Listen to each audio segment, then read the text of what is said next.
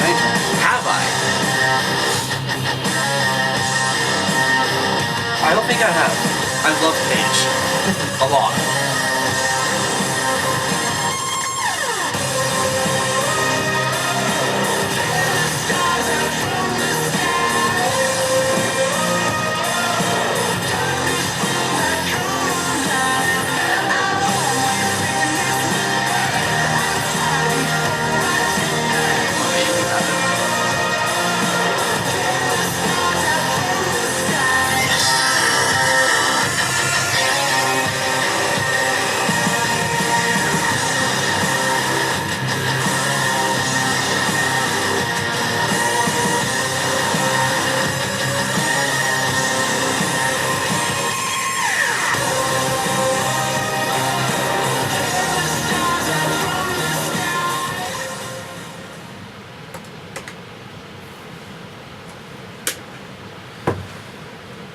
Hello everyone, we are here on WDJM 91.3 FM in the Framingham area for, let's see if I can do this all in one breath as always. A lot of new stuff to It's a lot. I have a lot of new stuff. Can you tilt it a little bit more towards me?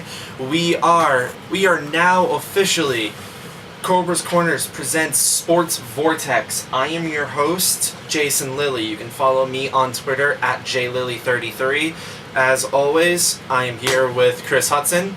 You can follow him on Twitter at chudson_22. I feel the need to always do this. I forgot when I said it to myself.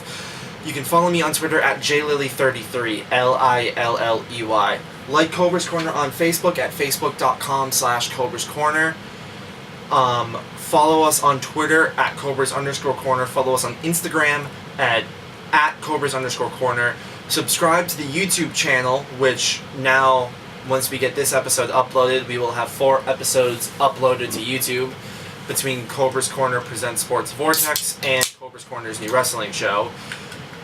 And as always, check out our website, www.cobras-corner.com.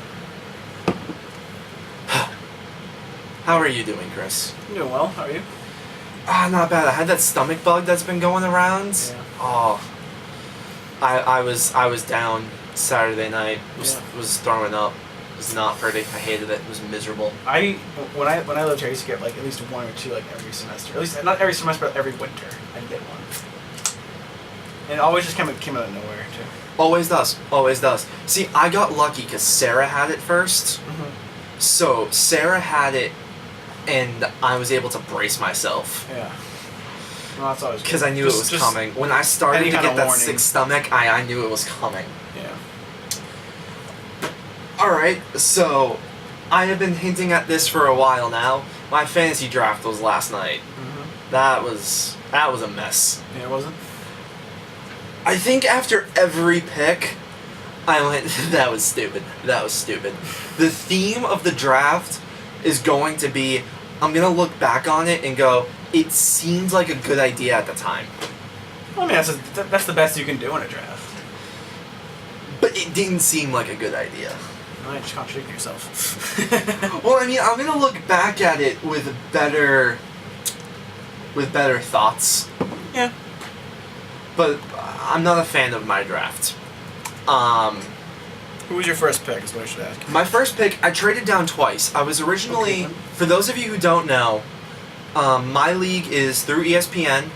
It's 5x5 basic scoring, head-to-head, 12 teams, 10 keepers per team, and we've been in the league together since 2007. So we've all been together for about 7 years now. So it's not like it's some new league. This thing's had some legs under it. I was originally the 9th pick of the round and traded down twice. My first pick was what would that be? I was 138, first pick was 121. So it was pick about 17. Mm-hmm. Got Matt Moore. Not bad. And that solidified my rotation because my rotation was then Strasburg, Chris Sale, Max Scherzer, Jose Fernandez, David Price, and Matt Moore. So that rotation, Yeah. that's a studded rotation. Yeah. I ended up picking again about 4 picks later. Took Mike Napoli. Yeah, I'm okay with that. I mean, Because he gave me power. I'm not sure he's gonna have quite the year he did last year, but See, I figured this. Last year he hit,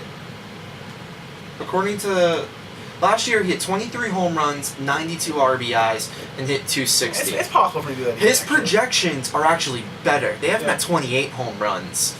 The 260 average and 92. If he can hover in that average and hit me that many, if he can get me those RBIs, which he should, He will. He will. that's what I'm hoping for. I more want that than the average. Yeah. Because I picked a couple average guys a little bit later. Mm-hmm. I then picked 3rd round, pick 1, 2, 3, 4, 5, 6, 7, Addison Reed. Alright. Because I like that closers pick. were starting to fall off the board. I needed a solid one. He's definitely solid. He's definitely going to be solid. Arizona's not going to get a ton of blowout games, but they're going to be a good team. So he's going to get me about 40, 45 saves. That's not good. He's always done that.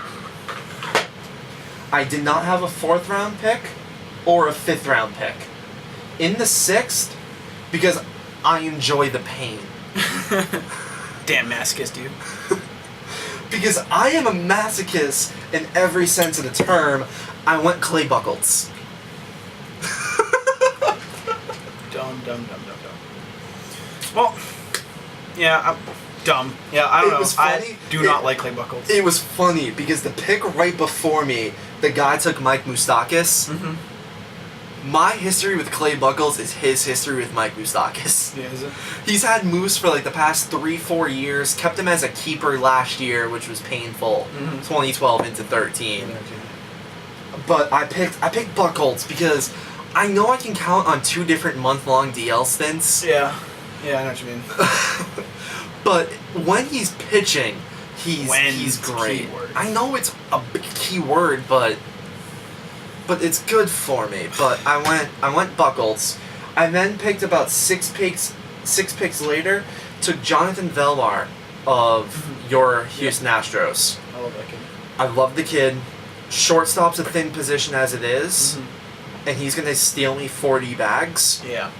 I love that. To couple with Billy Hamilton. Yeah. Though I don't know why I did that because I picked in the 7th. I took how do I pronounce it? Andrelton Simmons. Andrelton Simmons. Yeah. So I got 2 young shortstops. I love there. Andrelton Simmons. I love both of them. He's basically a better Iglesias everywhere. And I know it's hard to believe someone can be better defensively. I disagree Iglesias. with the defense. Here's the thing. If he's not better, he's on par with him. I don't think he's on par in the sense that I think he's just quicker. as good. I think he's just as good defensively. I really do. See, he's quicker, so he's able to get to more. And even if he's slightly worse, his offense is light years better. Oh, light years. That's why I love him. He's gonna Look at hit the contract he got. He's gonna hit me 20 home runs. Exactly. I think his defense can be just as good as Iglesias.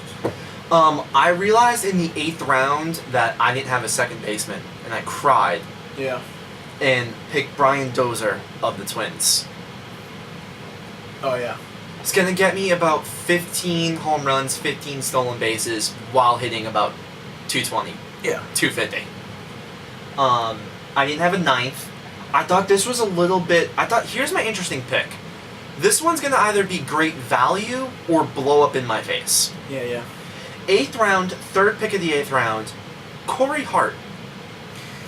Corey Hart is a first base right fielder, so he can flex in a lot of different spots for me. I don't know. It's risky. He hasn't been too effective. Here's where a lot of injury-plagued seasons right in Milwaukee. here is where my stupidity kicks in, because I can justify every pick up until this point. Oh boy.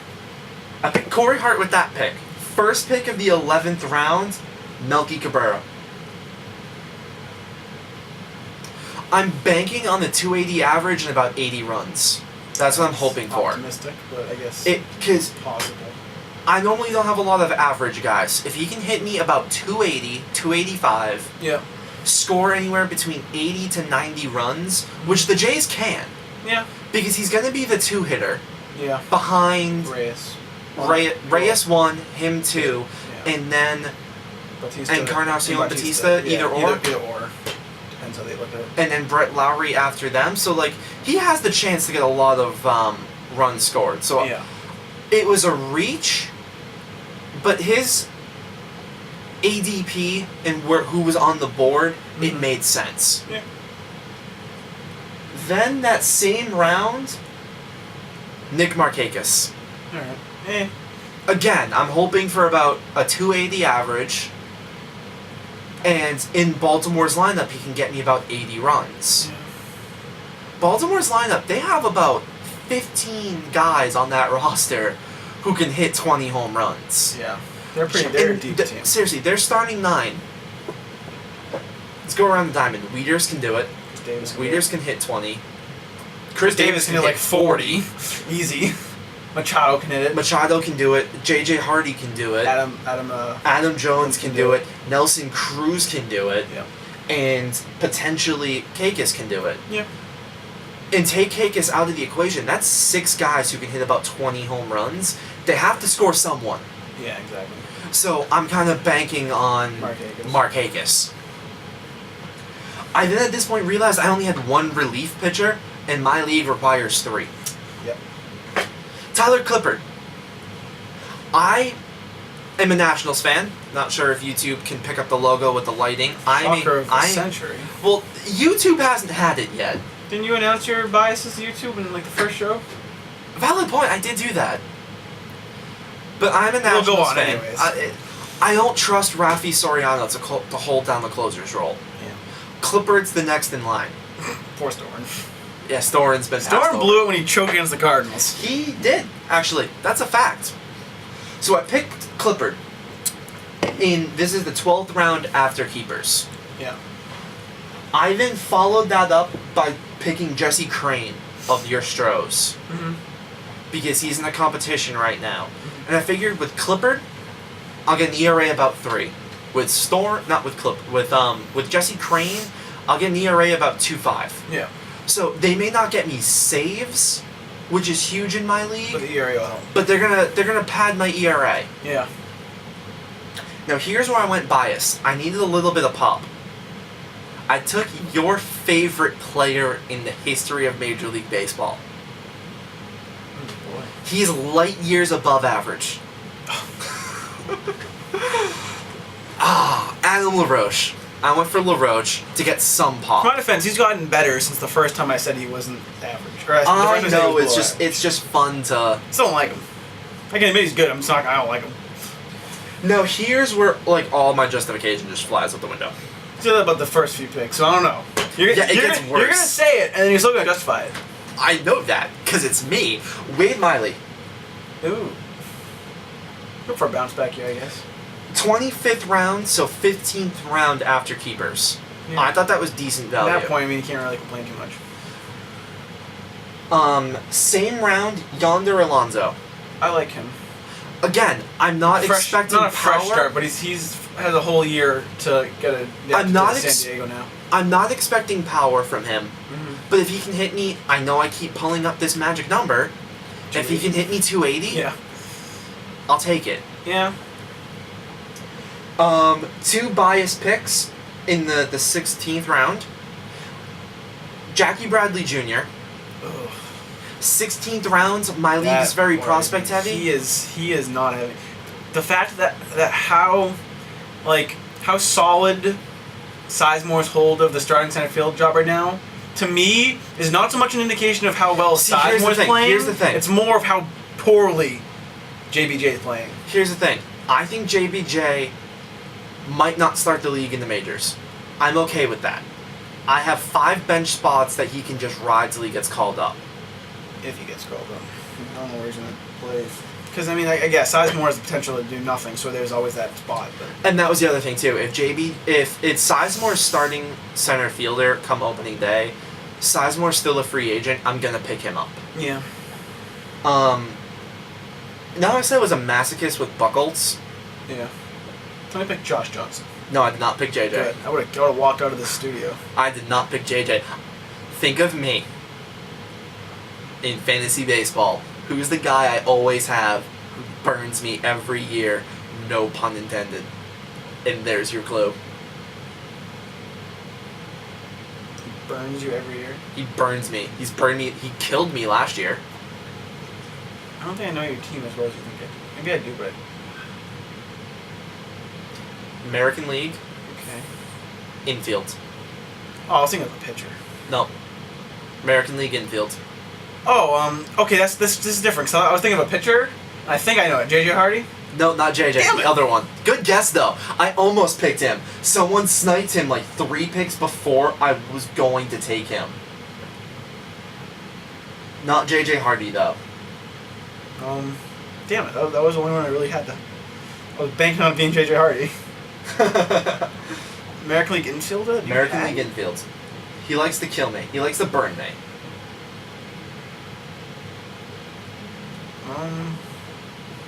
I told you Is the Dribble draft. Cabrera? Not this Dribble. I told you to draft him last year in your league. I gave you 2 names. Danny Espinosa, which worked out wonderful for me. Yeah. And another guy. Starlin Castro? Not American League. Damn it! I was thinking of players who did poorly for you. Starling I'm pretty sure was you. one I'm of pretty them. sure you had him. I did have Starling It wasn't Castro. Damn it.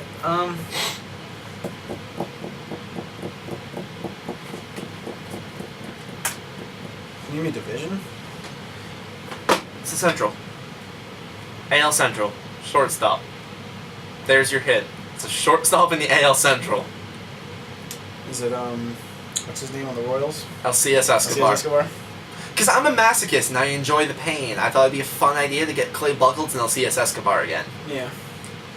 Chris, do you remember what I told you last year? Steals. Did I tell you? Do you remember my prediction for LCS last year? 290 and 45 stolen bases. Probably close to the steals. Probably way off in the average. I was actually way off on both. Really? Yeah. 2013, Alcides hit 234 and stole 22. Yeah, that's not good. I went for another prospect in the 17th, Any good? Nick Franklin. I like Nick Franklin. Second baseman. I needed some insurance in case Brian Dozier's not as good as Probably I have to think. move him to shortstop now. No. But then at that point, That Brad Miller. See, yeah. I'm And then where's banking. Ackley play? I am banking on Nick Franklin actually being traded. See, like Ackley too, because he was a huge second base prospect. And I'm not sure. Ackley's can they been move manning him center somewhere else? field. Ackley's okay. been in center field. All right. They moved him to center field last year. Did they move him to center field Yeah. last year? Okay. Because I'm like, I don't know where they put him. My last 2 picks. This one will blow up in my face. Yeah. Carlos Ruiz. I mean, I like Ruiz. If he can, he's old for my liking. Yeah, he's productive though.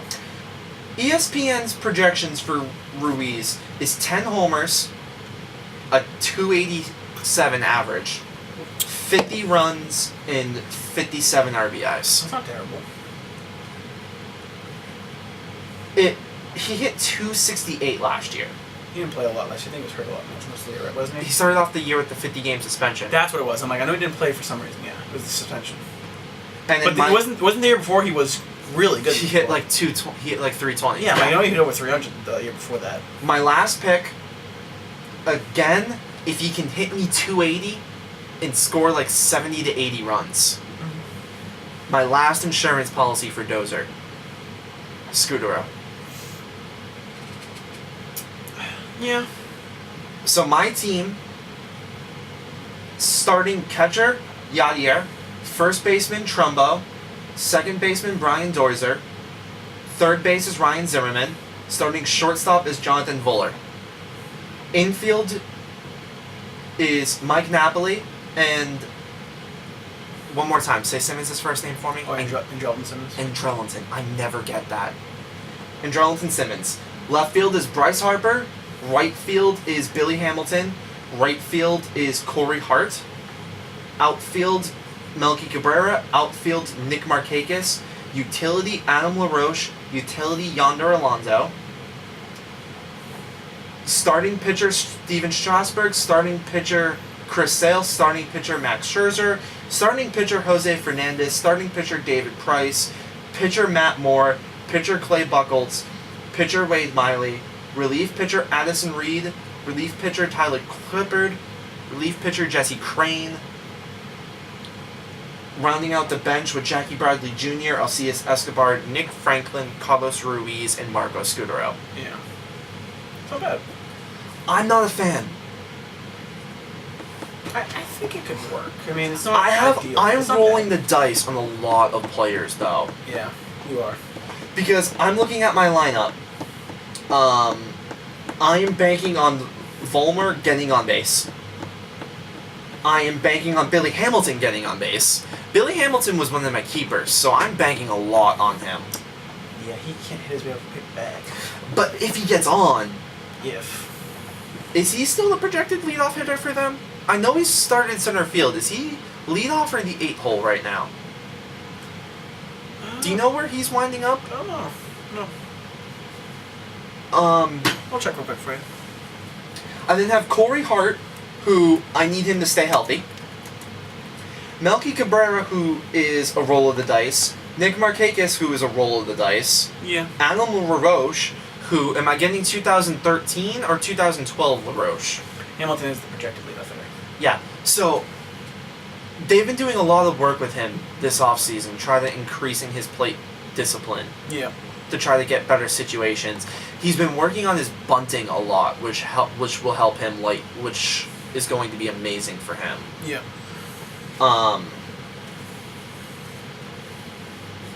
Then there's Adam LaRoche, where am I getting 2012 LaRoche, where he hit 30 and drove in 90, or last year's LaRoche, where he wasn't close to that, where he hit 20, 62, and hit 237. Yeah. And then I'm hoping Yonder Alonso has a good year outside of Petco. Yeah. So I'm doing a lot of different things for me, because I only right now have 2 guys over 25 projected steals, and no one stole over 20. Sorry, Alcides is the only guy who stole over 20 for me last season. Yeah. My teams are normally built on starting pitching, and stolen bases. So for me, I'm rolling the dice with this one. I'm a little concerned for my sanity. Yeah. For how I normally construct a team to how it played out, I'm not all too confident. Yeah, I know what you mean. But what? Just this website. Just looking at the projected lineups. Yeah, figured they'd have Sizemore by now in the starting lineup over Bradley, because he's not been looking good. I'm still confident, but again. What are JBJ's numbers so far for the spring? Can you get those up? Yeah, I can look those up real quick.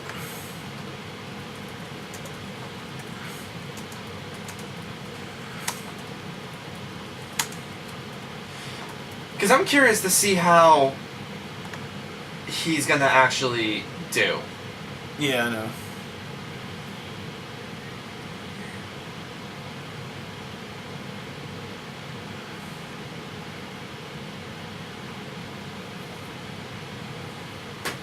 He's pulling them up right now. Here we go. I got him. No, I'm just sorry. acknowledging to the radio. Okay, yeah. All right, he's played 7 games. He is 4 for 21. What's that average out to? 190. That's never encouraging. He has a double. He has 5 total bases, so he's not even doing much. 5 total bases. Yes. 3 RBIs, 2 walks, and he struck out 5 times out of 21 at bats. So he's roughly struck out a quarter of the time up to plate. Not looking good. No. Not at all. No. Oh, no, it upset me. I was texting you this, but I want to confess my love to him on radio and the podcast and to YouTube. Hi, YouTube. Chris Wave, hi to YouTube. Hi, YouTube. On the flip side, Sizemore saying 375. In spring training this year. Granted, it's only 8 at bats, but still. Just saying. Sorry for interrupting you. Go ahead. I'm going to confess some man love here, because I like to do that so people know my biases. Alright. I wanted him. I originally picked 7th, but traded down twice because the guy I wanted got picked. Oh, Garrett Cole. I love Garrett Cole. My projections this year for Garrett: 180 strikeouts, the 180 innings, 18 wins, an ERA about 3.4. That's possible in a good Pirates team. For the Pirates team that he has around him. It's possible, yeah. I'm not sure about you, and this might just be my own biases because I've loved him since, UCLA. Yeah. I'm huge on Garrett. Mm-hmm. And you know that. How good do you think he's going to be? Because he's, in my mind, is the breakout pitcher for this season. How good do you think? Like, do you want me to give a comparable or what? Comparable, what do you think his ceiling is? Like, how good do you think he has the potential to be? I think he could be like a Verlander light. How light? Light, but I mean, not. He's never going to win an MVP award. But I can see him. For Garrett's defense, Verlander shouldn't have won the MVP. Yeah, exactly. For anyone's defense, pitchers shouldn't win MVPs unless you go undefeated with a sub-2 ERA. Here's the thing. I think when it's all said and done, at the end of his career, I could see him, I could see him around over 200 wins. I don't know. I'm not gonna say right now he'll get 300 because there's just way too many. It's so hard to get 300 nowadays. I'll say 240 wins. Mm-hmm. Let's call it that. I say he plays in a pretty stacked league for pitchers, especially young pitchers like Strasburg and Kershaw and the likes. So I'll give him 2 Cy Youngs. Okay. When it's all said and done. When it's all said and done, I'll say 2. And if you want to say high, maybe 3. Okay. But I could also see him getting 1 or even 0 just because especially because the NL is where all of those young pitchers considering Kershaw could win the signing for the next 10 years, and I wouldn't be surprised. No one would notice either. Yeah. So, because let's just look at the National League for young pitchers. Hell, let's look at his team. He has to deal with Talon on his own team. Yeah. Then there's obviously him and Talon. Yeah. Let's just run through each. Mets have Wheeler and Harvey. Yeah, Harvey's I forgot about him. He's above him in the pecking order there too. Obviously Kershaw, Strasburg. Even Zimmerman on Jordan Zimmerman. I'm not sure if he'll ever. Zimmerman. I don't think he'll ever win one, but he'll be in. He keeps coming close. He can be in the mix. I don't think he'll ever win, but he can be in the mix. He's a good pitcher. That Fernandez fella. Yeah, Fernandez, exactly. Another guy. There's Fernandez. Madison Bumgarner. He's wicked young. I'd put him over Nolan Guard. Nolan Guard. So the Mets have 3 of them. That's their own. That's the Mets. Yeah, exactly. We can keep going, but you get the idea. But you guys get the idea. So if he was in the American League, I'd be more inclined to say 3 to 4. Not as stacked as the young pitchers, but let's just say I'll be optimistic and give him 2. Close, maybe I'm bad at projecting strikeouts because it's kind of a weird thing, but let's say he puts up close to 200 a year for, let's say, 10 years. I'm not saying he's going to do that, or he might do better, might do worse. That's 2,000 strikeouts.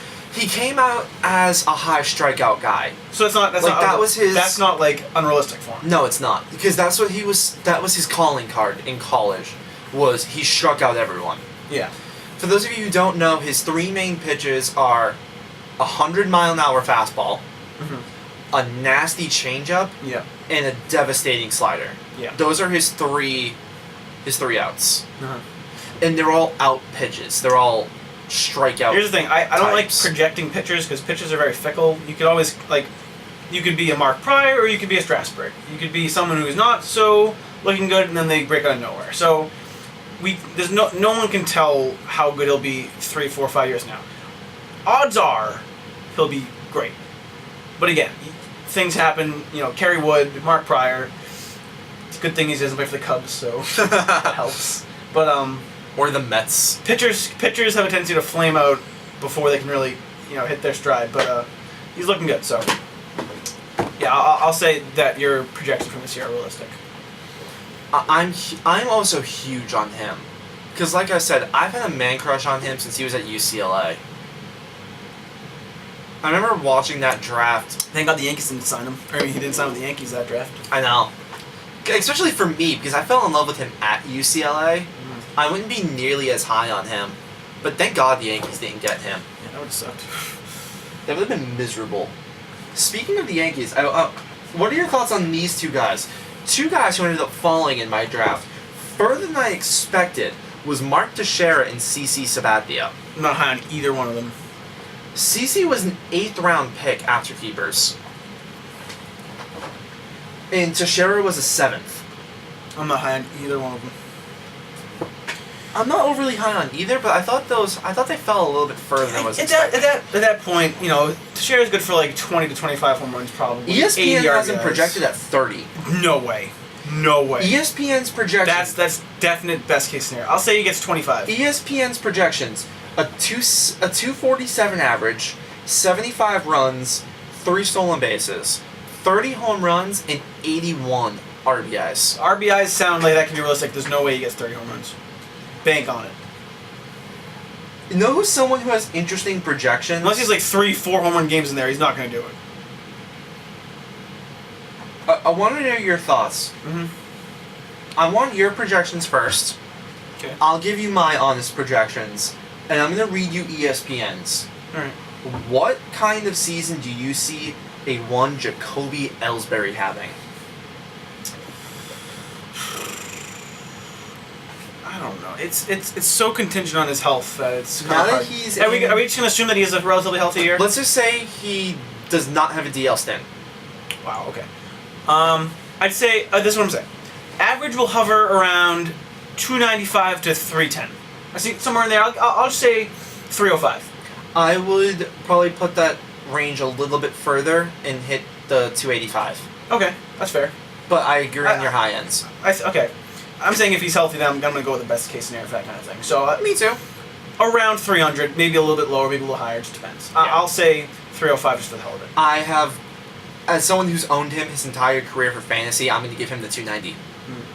Okay. He's never going to hit 30 home runs again. Never. I don't even care. Now I don't even care if it's in Yankee Stadium. Now with the short porch and right. I don't care. And I'll give him like 14. I have him at about 18. Because of Yankee It's Stadium. the high end, but I guess It's the high end. Possible. I'll say 14. Because see, here's the thing. With that lineup, they don't have many power hitters. I see him changing his swing a little bit to try to get more lift in the ball, to try to get the home runs. I'll give him 71 RBIs. I think that's generous because he's going to be the leadoff hitter. I will give him about 65. All right. I know that sounds awkward saying 6 is generous. You know what? I'm gonna be a little bit low on his steals, to be honest with you. How many do you have him at? 42. My best case was 45. All right. Well, then I don't feel as bad now. Because, like I said, because here's what it is with him. I see him being closer to 40 this year. Yeah. me too. Because, like I said, I see him changing his swing Mm-hmm. to try to abuse the short porch in the wind. Yeah. And trying to be more of a home run hitter now that he can. Yeah. So I see him, instead of being a 10-50, trying to be closer to 20-30. Yeah. Yeah. I see that more than anything. That seems fair. Here's the magic number. Where do you have him for runs, though? That's the magic number for me. I'll give him 85. I'll agree with that. I'll give you 85. ESPN's projections have him a lot better in some areas than we do. Okay. Actually, I have a website right now open. I can probably find his stats for this. ESPN's projections for Jacoby, 18 home runs. So the ESPN agrees with me. We see him abusing the Yankee Stadium. Okay. 63 RBIs, so lower than both of us. Well, I said 61, I think, didn't I? For RBIs? I thought you said 71. I did say 71. You said 71. Sorry, you said 65. I said 65. Right. They have him at 63. They have him at a 288 hitter. Okay. So lower than Lower than us. I was probably a little optimistic on the average 305, but... Here are the two interesting numbers. Yeah. 45 stolen bases. If they're giving him 18 home runs, he's not having 45 stolen bases. It's one or the other. It's one or the other. Because those negatively affect each other. Yeah. If you're hitting home runs, you're not on base. You're not on base. If you're stealing bases, you're not hitting home runs. It's just that simple. Very rare do you have a Mike Trout who can do both. And he's not that kind of injury risk, he's not that kind of talent. And even if he's healthy, he's not power enough. He doesn't have as much power to do that. 96 runs. Wow, that's pretty generous. That's really generous for this Yankees lineup. Yeah. Because you know what's an interesting game to play with the Yankees? Yeah. Who the hell is hitting these runs in? Exactly. Let's just go around the diamond. Right. Brian McCann. Yeah. Not going to play every day because he's a catcher. Teixeira. That involves him staying healthy and hitting the ball. Yeah. Brian Roberts, Kelly Johnson. Depending on who gets most. They're probably going to be a platoon there. And neither one's going to be a power guy. No. Shortstop is Jeter. DJ. His final year. DJ's not power. No. Third base is what's his name? Eduardo Nunez. Kelly Johnson's third base. Kelly's third. So instead of platoon, they put Kelly Johnson over the third. Eduardo he has some pop Nunez to him, but Eduardo Nunez would platoon the entire infield. Yeah, he's just a utility guy that fills in for days off or injuries. Yep. So your outfield, you have Gardner. Ichiro. Is Ichiro? Ichiro's the opening days. Ichiro is the guy. Oh, because Gardner. I mean, Soriano will be their DH probably. Soriano is the designated hitter, because Soriano's DH, it's Ichiro in left, and Carlos Beltran in right, and Brett Gardner's the day off guy. So Gardner's a utility guy for Ellsbury, yep. Beltran, and Ichiro. And Beltran's and Alfonso Soriano's the emergency. Well, yeah. DH, but the emergency guy to go. Yeah, you can play outfield. Yeah. Who's driving Jacoby in? Beltran. I don't trust them all to stay healthy. Yeah. I played this game with you, so it's no fair. Yep. Can you guess the youngest starter for the Yankees? I can, I think. Do you know how old he is? 29. That is the youngest starter for the New York Yankees. It's awful. Is 29. In no sense of the term should that be your young guy. No. Especially one like him who has somewhat injuries prone. And he's your catcher. Yeah. So he's 29. He's 29. But he's like 30. Life, he's like 33. Yeah, exactly. Catcher ages don't count. They go through so much wear and tear this season that you can't compare them to any other position. Their knees are done, you know? It really takes a toll on them. Ask Joe Mauer. Yeah. They're moving to first base. He's not catcher anymore. So the Twins are moving him over to first base. They're like, yeah, you're not going to catch anymore. We have Kurt Suzuki for that. Doesn't help they have a good catcher signing for him. It was a good signing. For the Twins. I am huge on Kurt Suzuki. The Twins had a very busy offseason. They made some really smart signings. And that's what it was. Considering how much money they have, which isn't a lot, considering Joe Mauer owns 80% of the Minnesota Twins money. It's basically mayor of Minnesota at this point. See, here's the thing. If I'm Joe Mauer, why do you sign that contract with the Twins? I don't know. I never understood the idea of a small market guy staying in the small market and signing a huge contract. Well, and wanting to be competitive. Yeah, because you have to understand, when you're getting all that money, we don't have the resources to do really anything else. You are 90% of our payroll. We want you to stay with us, but you have to know that if you take this contract and play with us, you're handcuffing us. You're handcuffing us financially because we don't have the assets to go compete for other free agents who would come help our team. And not even free agents, but re-signing their own guys. Yeah. So they have to basically moneyball it, but they don't have. Their GM's doing the best he can with what he has, but it's not that easy. It's not. Like, Oakland is the exception to the rule. That's because they have a genius as a GM. In Tampa. Yeah. Take out Oakland and Tampa. Not many teams are able to do that. Yeah, and Oakland and Tampa don't have a giant $190 million guy in their lineup. The closest thing is to either is Evan Longoria. He's not even close to that. Well, he's close, but he's not that high. Okay, because we're just doing. And Oakland has no one even nearly close to that. Since we're going baseball ADD today.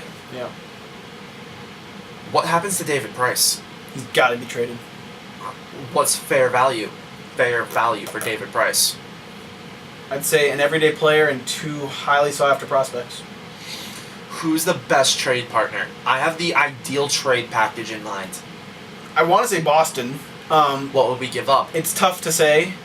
It'd probably be one of our pitching prospects. So you'd probably say bye to like a Webster or a Barnes, maybe even both. And Henry Owens would be someone they'd like. And then you'd have to think of... I got another question for you when you're done. Sure, you can go ahead. Because we're talking about pitching we have to pay prospects. more because it's in division. So you know you're going to have to pay a premium for that. Since we're talking about pitching prospects, Yeah. have you seen the phenomenal spring Anthony Rendon has had? Yeah. Pull up his numbers because it's quicker for you because you're already on like the site. Pull up Rendon's numbers. He has been amazing in my mind this spring. I was not expecting him to be this good this spring training. I know it's spring training, so take it for what it's worth. Yeah, it's not... But yeah. I have loved him this season, this spring training. Okay, .313 batting average, 1 home run. Who are you looking up? Anthony Rendon. You think so? I meant Renato. Okay. That's why I got confused because I'm like, this isn't a pitcher. I said Renato. You said Rendon. I meant to say Renato. You didn't. I know. Clearly I didn't. I was so confused. I'm like, I don't know what he's talking about. No. You heard it, YouTube. All right, I got it. I'm fixing it. YouTube, back me on this one. No, YouTube, you heard it. YouTube, lie to me. I enjoy that. All right, anyways, because I'm confused. Like, speaking of pitchers, they're like, I'm done. I'm like, okay, maybe you just missed No, it. I meant to say Renato. Anthony Renato. It's fair enough. Their names are close enough. Okay, anyways. 1 start. Ooh. Were you being sarcastic by any means? Did he have a bad... He must have had a bad... He's played 2 games. He has 1 game start. He's had 3 1/3 innings pitched. And his ERA is 8. Let me see his numbers.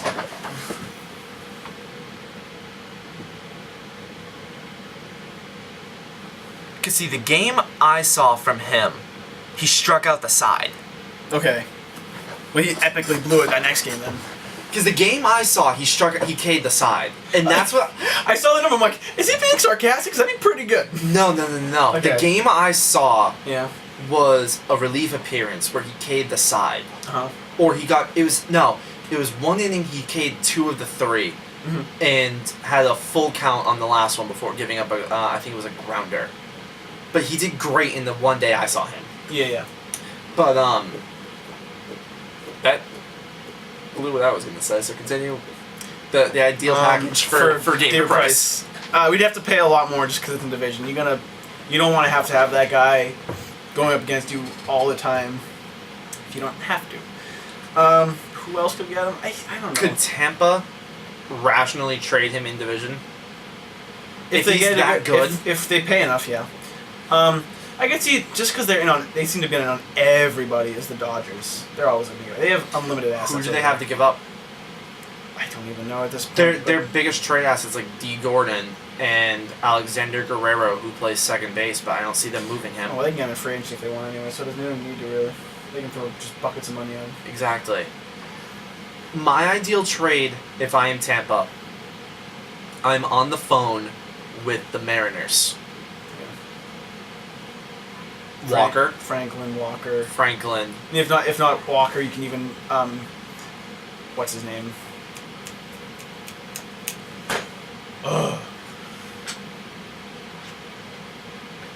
Bundy is the only one that's coming in my mind, and I know that's not him. He's on Baltimore anyways, but No, and that's what I'm saying. It's Bundy keeps coming to the head. Hultzen, thank you. Hultzen, yeah. My second overpick. I'm like, I can't remember his damn name. Hultzen, obviously. And they have the other one. Walker. They have the other kid too.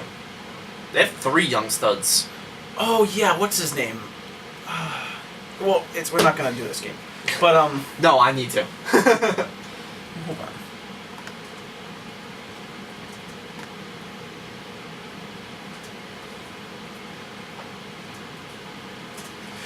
Because they have about 3 solid young guys. Paxton? No? I'm loading it. Baseball America's loading on my computer. Give me a second. Yeah.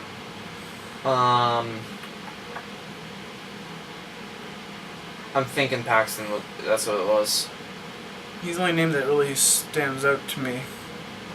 I'm pretty sure he'd be the one you're thinking of. I think it was. Yeah. But they can make an offer. Thing is, would they be able to sign him to an extension? If they're serious about it, they should be able to. Yeah. Because they seem very serious in becoming a contender. So that would be ideal for them, is get David Price and sign him to a big contract. Yeah. Because you then look at it and you then have Felix Hernandez and David Price. And yeah. Plus Iwakuma, who's underrated. Who finished second in Cy Young last year. As your 1, 2, and 3. Yeah. And if you don't give up Walker, which you probably would have to, but if you either way, you'll have Holton or Walker. Yeah, because it wouldn't cost you both. That'd be an overpayment, and at that point you would just be like, no thanks. But you're gonna have one or the other as your 4. So that's a solid foursome right there. I mean, Iwakuma's kind of old, so I think he's like 34, 35, so he's not going to be too long-term playing. He's only 32? Sure. I'm fairly certain that's what I read. I just did my fantasy baseball draft. I just did my scouting. Okay. I'll take your word. I knew he was over 30, but I wasn't. I thought it was a little bit older than It's that. 32 if I remember correctly. Alright. I'll take your word. I'll check, but I'm taking... Feel free to look it up, but I'm fairly certain it's 32. But...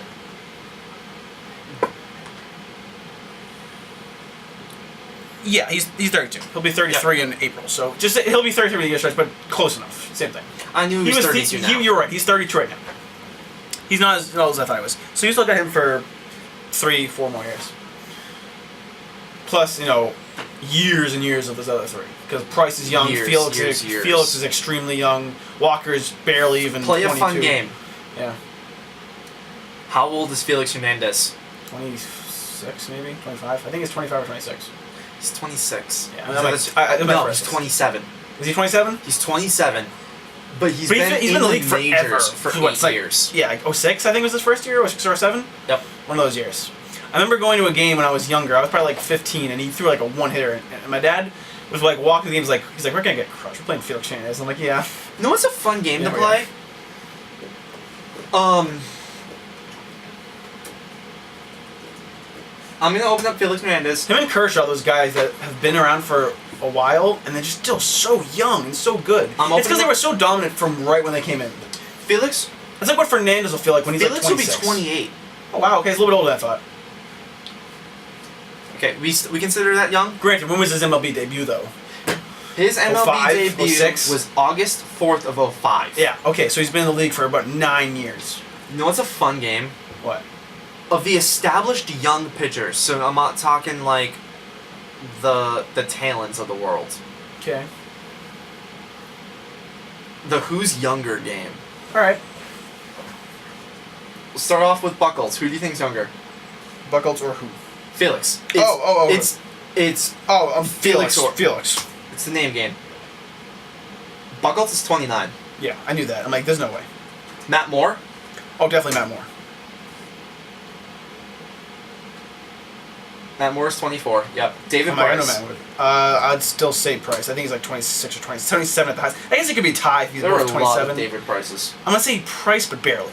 Because he was a first round pick in 07. Price by a lot. Really? Okay, Price is 28, 29 in August. How old was Felix? 28, turning 29. And Felix is, what you said Felix is 27.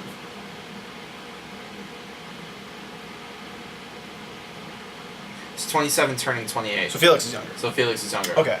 That's what I meant. Price is older by a lot. Alright. Who are some of the other, like... Well, Kershaw is like 24. I think he might be 25 by now, but he's been around for about 4 or 5 years. I love Kershaw. Yeah. Kershaw 25. just is about to turn 26. Alright, but it's still Do you want to have absurdly cake? young. His birthday's the 19th. You want to have cake with me? I love Kershaw. Yeah. I'm going to read you Kershaw's career numbers right now. He is 77 and 46. Don't let those numbers fool you. He played on a lot of bad Dodgers And he's teams. playing on some no, and that's the thing is those are his numbers, and he was on some bad Dodgers teams. Exactly. That sounds good, but it's better than you'd think. A whip of 1.09, 1,206 strikeouts. And he's 25. I can't fathom this number. How many years has he been in the league? His debut was May 25th, 2008. Okay, so let's say 6 years. So 6 even. Let's say he goes another. So let's say 6 for about 1,200. So he goes another 12 years. That'd put him at what? 37, 38? Oh my god. That's about 3,600 strikeouts. Yeah. And he'd be 38, so he can still potentially go to 40. Because pitchers do that. With Magic Johnson in that ownership, they'll have money. Think he could break 300? It's possible. He doesn't even have broke 100, so he has to obviously triple his win rate. Yeah. But he's had some bad Dodgers teams around him. If he makes up for that in the coming years, yeah, I think it's possible. Let's look at it like this. He's been dealt a bad hand in the past, though, so it might. He's already won the Cy Young twice. Yeah. And he's a 2-time strikeout leader for the NL. Did he win this? Did he win the pitching triple crown once in there? Once or twice in there? I feel like he had at least once. He had the pitcher NL Triple Crown, Right, 2011. Yeah. There you go. And Granted, it's a lot easier to get a pitching one than a batting one, but pitching still, ones happen it's a still lot. impressive. Pitching ones happen More like than you'd every think. third year. Yeah. Here's the number that I keep reading, and it's a typo to me, because my brain can't fathom this. Yeah. Guess his career ERA. 2.6. Am I being? You're being spot on. Am I really? It's 2.6. Whoa, cool. I can't I fathom figured that was a good place where it wasn't ridiculously low, but it was still low enough where you'd be. That's really impressive. Okay, since I didn't want to say something stupid like 2, because obviously that's impossible. since 1997, Yep. so how many years? 17 is that? years. About 17 years. 1, 2, 3, 4, 5, 6, 7, 8 pitching triple crowns, Yeah. and in 1 year there were 2. Yeah, and Miggy was the first one since 67, I think. Yeah. Pitching Since triple he's crowns, thirsty. Chris, can you name them? If I give you the years. I can try. 97, 98, 99. I'll start with those 3. 97, 98, 99. Are they all the same guy? No. Okay. Like, is this for both leagues? In this case, they're all American League. In this case, they're all American League. So 97, that was pre-Pedro, so Clemens? Yes. Okay. 98, is that Pedro? No. Clemens again? Clemens again. Okay. 99, is it 98 now? It's Or is this 99? So 2 that Clemens? was it was That was Clemens 98? 97, Clemens 98. So this is 99? 99. Is this from Pedro? This one's Pedro. Okay. 2002 National League. Randy Johnson. Yep. Okay. 2006 American League. 2006 American League. Whew, this one might be tricky. Halliday? Not Doc. Good guess though with Doc. Thanks. 2006 American League. Let me just look at team names real quick, just to see. How about this? I'll give you a hint before you look at Okay. team names. I love him. Does he still pitch? Yes.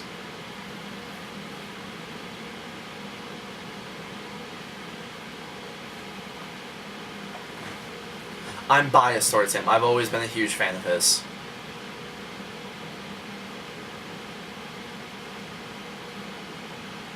Dan Herron? Not Dan Herron. I've always gone back and forth on Dan Herron. Yeah. I fell in love with him when he became a Bartolo Nationals. Colon? I've never been a fan of Fat Man. Okay, it's just I'm trying to think of who was good back then. I think that was right after Colon was good. Is it right before or right after? And I'm trying to think people still play too, which is throwing me off a little bit. He still plays this coming year he'll be playing. He will be an active player this year. The way you worded that Yep, there's a hint in there. is making me feel There's a hint in that. he'll be an active player, so he's not going to be a starter. Okay, he has contract. He's signed to a team. So is it a minor league contract? It's a minor league contract.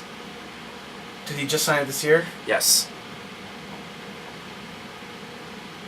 Did he get devastatingly injured this year? There were a couple in there. So it wasn't Mulder? It's not Mark Mulder. Okay, because Mulder tore his Mulder Achilles. fit that bill perfectly, Because though. he did. I'm like, he signed the minor league contract and he was good in 2006. I'm like, he tore his Achilles, so I'm like, did he have a devastating injury in there? There was a devastating injury in there. Is he on an American League team now? Or was it an American League team he signed it to? I think so. Yes, it was. Yes, it was. And I said the second he signed it, that it was great value for the team.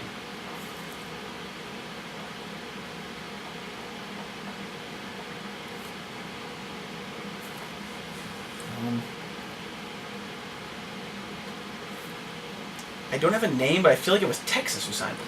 It was not Texas. Okay, then I'm... 06 Triple Crown. What the hell must... I'm assuming he won Cy Young then. No, won Cy Young in 06. Rocking Chris's brain. 06, 06, 06, 06, 06.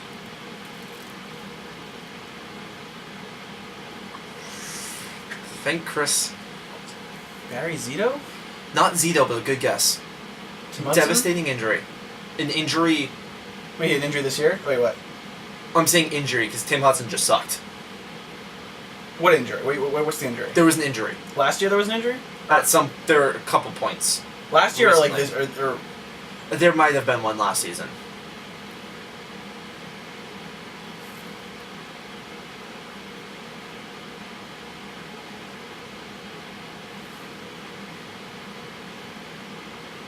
I'm gonna tell you. No, don't tell me. No. I'm saying I'm either gonna tell you or you're gonna finally guess it, and he's gonna be one of those guys that you're gonna be mad that you didn't think of sooner. Was he ever elite, or was he like? Oh yeah, he was elite. Because I was thinking of someone. He was elite. I was thinking of someone like a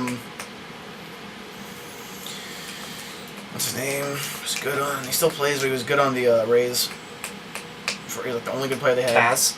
Yeah, Kaz. But it's not. I'm like I don't think he was ever good enough to win a Triple Crown. No. No, he was legitimately elite a few years ago. A few years ago he was elite. Like 5, 6. Did he drop off like quickly? Drop off quickly, injuries helped that process a little bit. And this was an American League pitcher. It was an American League pitcher in 2006. Can you give me his record? Just don't look at the screen. Not looking. YouTube, I'm not looking. I will read you his career numbers. Okay. 139 and 78. Okay. A 3.20 ERA. All right. 1,988 strikeouts. All right. 10 career shutouts. How many teams has he played for? 2. And how long has he been in the league for? 2000. 2000? He's Yep. on 2 teams since then? The contract he signed is the second team? would be his third. Would be his And third. you can look back now. Was he on was it like a split half and half, or was he on more for a lot longer than the other? If you don't know that off the top of your head, it's not a big deal.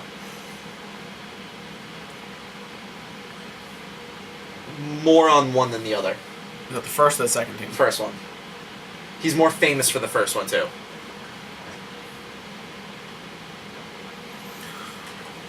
Oh! There we go! Oh. Yeah. Do you want to look at YouTube in shame and say it? I don't think it's not shame. It's just like I just forgot. No, it's about it. shame. It's not that bad. It's that bad. Johan Santana? Yes. All right, so what's the next one? 07. National League. PV. Yep. And then this one's the easiest. Yeah. 2011 American League. 2011 National League. Verlander Kershaw? Yeah. I don't know what made me think of Santana when I finally thought of it. Oh, let's play a fun game. Kershaw versus Verlander. Like right now? Yep. Okay. Who had the better ERA, wins, and strikeouts that year? I think ERA went to Kershaw. Kershaw, yep. I think wins went to Verlander. Yep. And I think Strikeouts were by 2. I think strikeouts went to Kershaw. Ooh. Damn it! 2 of 3. Whatever. Okay. It was only up by 2. Spoiler It was close. Spoiler alert. Yeah. Kershaw's won 3 straight Major League Baseball's ERA crowns. Yeah, that's why I knew. I'm like, I know his. That was when I knew for sure. Actually, I knew both for sure. The only one I was iffy on was the strikeouts, and that's why I got it wrong. Because I didn't even hesitate for the year. I'm like, that was Kershaw. No, it's Kershaw. That's his thing. Okay. The Triple Crown for pitching. I knew it wouldn't be wins because he played in like a okay Dodgers team. That Dodgers team was garbage. It was either garbage or okay. I knew it wasn't Dodgers good. team was garbage. I knew it wasn't good, so it was gonna hold him back. He'd probably have like 16 or whatever. That Dodgers team. He'd still have to have a. That Dodgers team won 82. He'd still have to have a good amount just because of the fact that it was a Triple Crown. The Dodgers team won 8. No, he just striked everyone out. But he still, well, yeah, but he still needed the wins if it was a Triple Crown. Again, he struck everyone out. But his wins would still be high. Is what I'm trying to say. I'm just saying, like, when I said before, I'm like, oh, he probably like 16 wins, and I'm like, never mind, he was Triple Crown. It had to have been the highest of anyone in that league. It was only 21. That's still, that's still good. I wouldn't say 21 deserves an only. Okay. Who had Clemens? Clemens 2. Pedro, Johnson, Santana, PV, Kershaw, Verlander. Mm-hmm. Who had the lowest ERA, Pedro. the highest wins? Pedro had the lowest ERA. I know that for a fact. You would be wrong. Am I wrong, really? Clemens' first Triple Crown, he had a 205. What year did Pedro pitch a 1.98 ERA? Was it not that year? It wasn't that year because he didn't have the wins. I know Pedro had that's what I was thinking because I'm like, that must have been the year pitch. Because Pedro did pitch I think one of his years was like a 1.98 ERA. I'm getting Pedro. It was sub 2. I'm getting Pedro's numbers. And it was crazy. Now. It was sub 2. And I was just assuming it was that year. That's why I was like Pedro before he even finished. Pedro's berserk year. He had a few.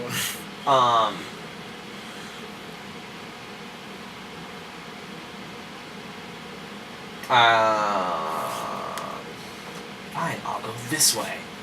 Yeah. That year, Pedro's dominant year, like that scary year, he had a 1.74 ERA. Okay, I was even better than I thought it was. He didn't have the wins. That's what I was. All right, so I was just assuming that was his Triple Crown year because I don't know what year. I can't put a year to a thing like that off the top of my head. That was 99. So that was 2000. So lowest ERA was Clemens. Yep. Who had the most wins? Out of all those people, Verlander. Verlander tied with someone else. Randy Johnson. Yep. Okay. Who had the highest amount of strikeouts? Probably Randy Johnson. Yep. That one was relatively easy. That's just Randy Johnson. Who had the highest, lowest, and lowest? Going the other ways. We're the lowest. Oh, like who had the lowest strikeouts, the highest ERA, and the lowest wins. So who had the worst Triple Crown years? Who had the worst Triple Crown years? For wins, I'm gonna say Johan. Johan is tied with someone else at 19. PV. Yes. Okay. So the lowest amount of strikeouts, I am gonna also say PV. Yep, by 5. And now it's the high. Wait, is it highest ERA round now? Yep. Not Clemens, not Pedro. Possibly Johan, possibly Randy Johnson, but I'm not gonna say Randy Johnson. So that leaves PV, and I'm gonna say Johan. So which one's your final answer? Johan or PV? PV's been right for most. I'm gonna say Johan. I'm just gonna go with it. 277. Sweet. I got all of them. Johan, the best Triple Crown year, had the worst numbers of all of them. If you line them up. Yeah. He had a 277, 19, and 245. Not to knock any of those. That's not bad. That's not a bad Triple Crown. I mean, that's just. No, see, it's a bad Triple Crown. He's the worst of the elite years. It's a bad Triple Crown when I do things like Sandy Koufax's years and pull up those Triple Crown numbers. Sandy Koufax in 66 had a 1.73, 27 wins, and 317 strikeouts. What's Sandy freaking Koufax? Well, look at Bob Gibson's ERA. I feel like they're lying to me. That is a valid point. No, if we're gonna play the BS game, Playing the BS game, I refuse to believe anyone ever hit over 400. I will give you that. It happened all the time. 400. I also refuse to believe that Joe DiMaggio went for 56 games in a row. I'm sorry. But it happened. Again. I'm not disagreeing with that. No, I know. They had some crazy numbers back then. It's like that with every sport, though. Think of a sport where the numbers are more absurd now. Basketball. Basketball. Even then, like, the averages... Football. Football. That's the only one. Because you know what it is? It's our two sports. Football. It's baseball and hockey. Where we look back and go, how did you do that? Explain to me how that was possible. Explain to me. Can you do this to me? I've never had anyone rationally do this. How in the blue hell does Wayne Gretzky have more assists than the number 2 guy has points? I still don't know how to wrap my head around that stat. Know what cracks me up? And you know when people go, who's better, Gretzky or Jordan? Or no, just Gretzky or Jordan bugs me. No, just Gretzky or. Yeah. It's like no. I will take if I'm starting any franchise, fantasy, any sport, like who's my building block? Gretzky. Yeah. I don't hesitate to pick Gretzky. Yeah, exactly. Here's the thing. If anyone says anything else, they're idiots. My favorite part of the stat too is Gretzky has more points, more assists than the second guy has points, and Gretzky has the most goals of all time. Yeah. Think about that. He has more points than anyone. He has more assists than anyone has points, and he's the all-time goals leader. He could have 1 goal and still be the leader in points. He could have 1 goal. You know what? This is hilarious. This is hilarious. He's been on 3 different teams. Actually, 4 different teams. I always forget the 4th. Well, because he was on the Blues for like 26 games. I always forget the Blues. He was a trade deadline pickup. He didn't mesh well with the Blues star at the time, Brett Hull, and then he went to the Rangers in free agency. And that's don't worry. Never remember the Blues. Only hockey nerds like me remember that. No one remembers. You remember the Oilers, obviously, because those were his glory years. You obviously remember the Kings, because those are still like a little bit after, but still like good years. Yep. And then you remember the Rangers because it's New York, and that was where he finished his career. And that's where he ended his career. No one remembers the Blues. Blues. Damn. Seeing pictures of him in the Blues jerseys is just hilarious to me. But that's like an Andrew Bynum Cavs. Oh yeah. Andrew Bynum 76ers jersey. Yeah. Oh, don't even get me started in this game of players who were looking at weird jerseys. Oh, that's a fun game. We'll get into that later. Yeah. But here's the funny thing. The Gretzkys, let's say a family, are the all-time scoring leader for families in like the NHL. And there's a lot of good families. There's the Hulls, there's the Sutters, there's Stats, there's a whole bunch of families. Does Gretzky still out Wayne? Wayne and his brother, I forget his name, I think it's Keith. Yeah, Keith Gretzky, his brother. Poor bastard. They are the leading family in points scored. And I'm telling you, there's a lot of like strong. I know that. More than any other sport, there's strong families with hockey. I can't think of an It's a family thing. Like you go out there and just play with your brother. Like if you think right now of strong families in sports, you think of I want to go sport by sport. Football. Pouncies. The Pouncies, and they're not that great. They're good, but they're not like future Hall of Fame like things. Baseball's the Molinas is the first thing that comes to my mind. And they're pretty good. 3 of them. But only Yadier is really a star. Going back in Benji the day, and Jose were never. Benji was more of a defensive guy, but he was never a star. Jose had a good bat to him at one point. I don't know. Fun fact: Angels once had both Benji and Jose. Yeah, they did. I think Benji was the slowest person I've ever seen in my life. Not even baseball, just person. Tom Brady can give him a run. Tom Brady can no give him pun intended. Brady's slow and awkward too. He's not use his legs. Better. So, anyways, yeah, and then we go to basketball. Do you know any family? Right now, the Lopez brothers. The Lopez brothers, right? Brooke is good to great, and Robin's great right now. He has found his niche. I'm still not convinced with him, but whatever. No, difference. I'm saying he found the niche. Yeah, but then there's hockey, and there's a lot of them. But the easy one is the Stahls. Eric Stahl, elite. Jordan Stahl, just a notch below. Mark Stahl has had a few injuries lately, but he was elite. And that's just one from another easy one for people, especially because it's Boston, the Sedins. Exactly, the Sedins. Twins played their whole career together everywhere. Both won MVPs. both won scoring trophies. And they never won a cup, but they've been in multiple time All-Stars and all that. They're the easy one. Been to a cup and have been in the Stanley Cup playoffs many times. They're starting to go on the decline on, like, now they're really starting to hit a wall, especially this year. The whole Canucks are just a giant mess of that's the Canucks, though. Well, it doesn't help that they get paid $7 million a year, which is a for lot. Hockey standards, that's a lot for hockey. It's a ton. Yeah. So I just really quick, I just saw this on Twitter. Yep. By me. Because I do the scheduled tweets for the Cobra's Corner. I just want to throw this out there now. Reminder to everyone out there that tonight for Monday Night Raw can follow Cobra's Corner, my Twitter account at JLily33, Lilley, and Hudson's at CHudson_22 for us live tweeting during Raw with the hashtag CCRaw. Yeah. And then check out our show, Cobra's Corner's new wrestling show, tomorrow from 11 a.m. to noon. Yep. Continue. Sorry, just had the promotion. So back on that. Hockey, clearly, just throughout history, this is just a fact. They've had the stronger family connections. Easily. Families just go from generation to generation. It just happens. Just the way they grow up in Canada, it's just more of a family. It's a family. It's more of a way of being than a sport for them because they take it really seriously. That's how they live. So it goes from family to family more than say football or baseball or basketball or any other sport really would. Maybe soccer could, but we don't know enough about it. Where are two of the stupidest possible? Yeah. How the hell did we forget the Mannings? Okay, yeah. I was literally on the right track about the Mannings. Yeah, they're over the Pouncies? Yeah. Yeah. Duh. Okay, the Mannings. They are a good one. They are a good one. They're a really good one. But still, that's more of an exception to the rule, because other than that, there's not much. We should feel ashamed of ourselves.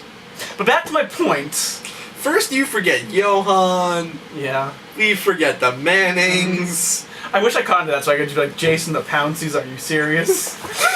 Because that would have easily beat Johan. That would have easily beat Johan. But back to my point.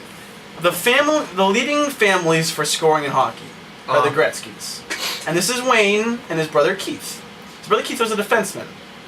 And his brother Keith had 11 career points. 11. Why? I know where this is still going. That's about what Crosby gets in 4 games. in about 4 games. A week. Yeah. That's about what Crosby can get in like 3 to 4 games. He had 11 in his whole career. And their family leads, like, because Gretzky had, I don't know the exact number, but it's something along the lines of 2,820, or let's just say it's 28 something. Just to put into perspective how many points he scored, where he can outscore a family of 8 great players, with his brother scoring 11 points. I think he played like 2 years in the league. Wayne Gretzky. It's 2,800 something. I know that for a fact, because it's 902 goals and like 18 something assists. 894 goals. Okay, I was wrong with the goals. 1,963 assists. So it's 28 something, right? 2857. Alright, 2057. Do you know his career plus minus? I will let you ballpark that, and I'll give you close enough. I do not. I know. I think pretty sure Bobby Orr is the highest plus minus. And this is like 100 something, so I'm gonna say like 86. Career? I don't know.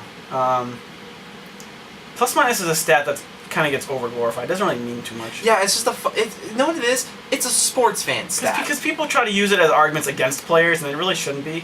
Because they can be like, oh, your star player on your bad team, he's not as good as my star player because he has a bad plus minus. It's like, well, yeah, because your guy plays for an elite team and my guy plays for a team who's like last in their conference. It's not his fault he plays in a bad. Like, plus minus is one of those stats. Let me put it like this. Gretzky had 2 straight years in the Kings where he was a minus 25 and then a minus 20. Yeah, exactly. You going to tell me that Gretzky was bad that year? No. His team was not good. But do you want to guess his... I'm awful with these. Because it's cumulative. It's like, it just... It's career. It's probably something like close to 1,000. Half that. I don't know. 518. Right, I'm not, plus 518. I think Gretzky's is... I mean, not Gretzky's. Orr's is ridiculous. And he only played like 10 to 12 years, but... Chris, because you can do this. Do you know his coaching record? Oh, it's terrible. Yeah, I think he coached like 3 years for the Coyotes. So is it 3 years? 4 years? He stepped down. It's not good. It's probably like... I have to do the math in that. It's not 382 games. There's your ballpark. Hell, give me a winning percentage if you I'll want. give you a percentage. 420? A little bit higher than that. 473. 473? What's the highest he ranked in the Pacific? Not the conference. In the Pacific. Just the Pacific. The Sharks were always good. The Kings weren't really that great back then, but the Ducks were probably good. I'd say third is his highest. Probably fourth. I'm gonna say fourth. Fourth last 2 years. Fifth the first two. Yeah. He was. You want to know why he's a bad coach? And here's the thing. It's not. The same reason. It's not his fault. No, it's because the same you reason can't. with everyone else. Someone like him can't teach something like that. It's just it comes too naturally to him. You can't really explain something like that when you're so good because you just go out and do it. It's hard to explain because you never really had to think about how to do what you did. You're just so naturally gifted. You can't be like, all right, we'll go out and do it. Because you'll be like, well, I can go out and do it, and I don't have to think about it. Because You don't have to know how to teach someone because you've never had to look at it like that. You transcend the sport. How many? I'm not saying all-stars. It's like the Michael Jordan draft. Multiple time all-star MVPs Yeah. have made good coaches or general managers. I'm not saying like There's some examples. No, I'm not saying no. I'm saying multiple. Yeah. Like Doc Rivers was an all-star. But he was never like an MVP star. He was never an MVP caliber. How many MVP caliber can you think of? I can't think of any. No. I cannot think of a single MVP caliber. Larry Bird was coach, but he wasn't great. But he wasn't Larry terrible. Bird is the only one. Larry Bird's is a good Because president. he's the only player. He's the only person to ever win Coach of the Year, Executive of the Year, MVP. and an MVP. Yeah, he's the one guy that really kind of. He's the only guy in any of the. Look at Michael Jordan. He's a terrible GM. Can we agree? He could never draft anyone. Can we agree? I don't know hockey as well, so I don't know general managers as well. For them, Yep. Jordan is easily the worst general manager in sports. I don't think he's general manager anymore though. He was. But he's team president. And he makes a lot of decisions. I don't know. The Edmonton Oilers, and NHL. I'll give you the Oilers. They've been a mess for a while. They had 3 straight first overall picks and still can't make playoffs. And still can't make they still can't get out of bottom 5 of the league. Like they're on their way to 1 or 2 overall again this year. Because I will give you the Oilers. They picked top 10. I think the last 8 years. I'll give you the Oilers. And they have talent. Okay. It's their management is awful. Take them out. Yeah. Can you think of one who's as consistently bad as Jordan? Because I'm looking at the bad teams and I'm like, oh, the Marlins. No, they're just run by a crap owner. That's why Edmonton's funny because Edmonton has a crap owner, a crap president, a crap GM, and right now a crap coach. And all 3 of them, it's not like the owner's aware, oh, I have to change this. They are all awful. And there's no signs of it ever changing in the future anytime soon. Which I love. It's awesome because I feel bad for the Oilers as fans, but I just love that there's an organization that is that amazingly unself-aware. They've had to deal with fans raising money, and their the general manager's Kevin Lowe, and I knew that. He was a player for them back in the Gretzky heydays. He was one of those he was on those elite teams, and he was a pretty good player. Gretzky made everyone look really good, anyways, but he was a good player on their heyday teams. And the owner of the team feels pressured, he wants to try to relive those days, so it's I don't want to have to fire him. He was a big name for the organization. But he's completely incompetent, he has no idea what he's doing. Actually, he's not the GM, he's the president. The GM's Tambolini, but he's on another thing altogether. But the president's a mess. And they just... It's gotten so bad that they've had to deal with billboard after billboard of Fire Low. Just huge billboards everywhere. Have you ever seen that anywhere else? With billboards to fire their guy. I'm fairly certain Lakers are dangerously close to Mike D'Antoni. Well, yeah, that might be. That might be. I'm fairly certain if Mike D'Antoni is the coach of the Lakers to start next season, yeah, and they struggle, yeah, It's funny if you look at the NHL because two of the most storied franchises from the 70s and the 80s who were dynasties, the Islanders and the Oilers, are complete laughing stocks. They are absolute laughing stocks. I can do that to you right now too. The NBA. Yeah. Lakers, Celtics. I don't think it's fair to call the Celtics a laughing stock. Okay, but I'm saying this is just this year. bottom feeders. But this is just right now. But right now, missing the playoffs and in the lottery, Lakers.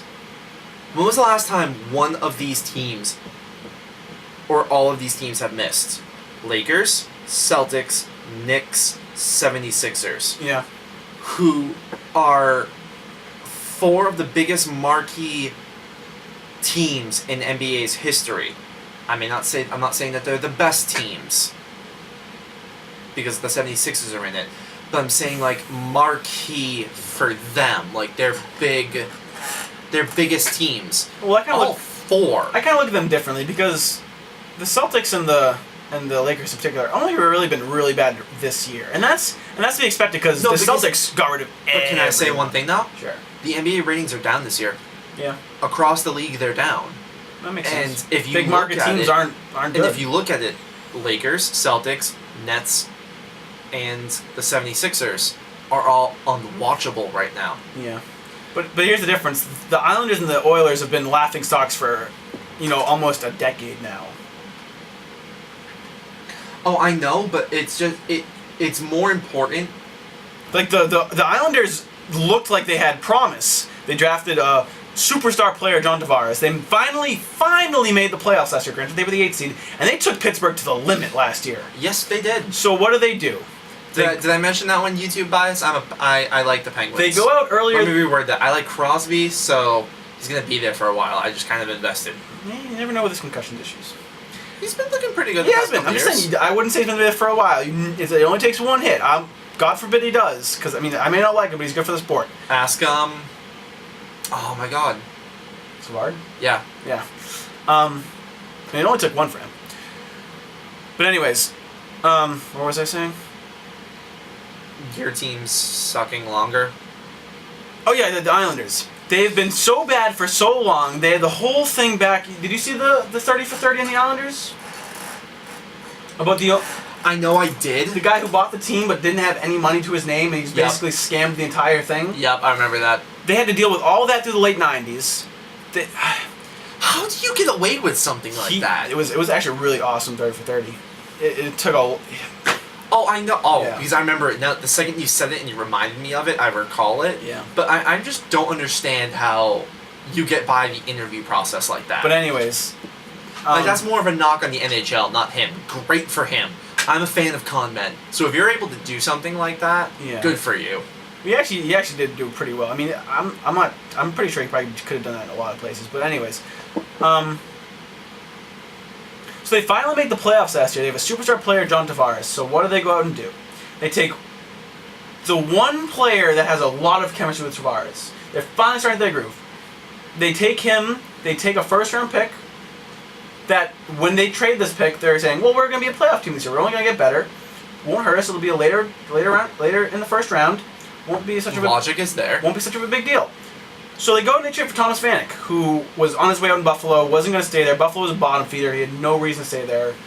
He was going to be the piece to put him over the edge. They trade for Vanek. They're playing well, but the team can't win.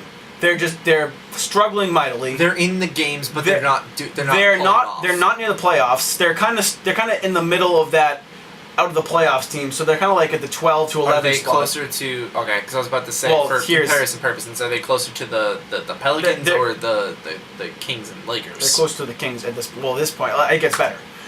So they go and trade for Vanek. The chemistry looks like it's there. They can't win. It's not working out. The trade's looking bad.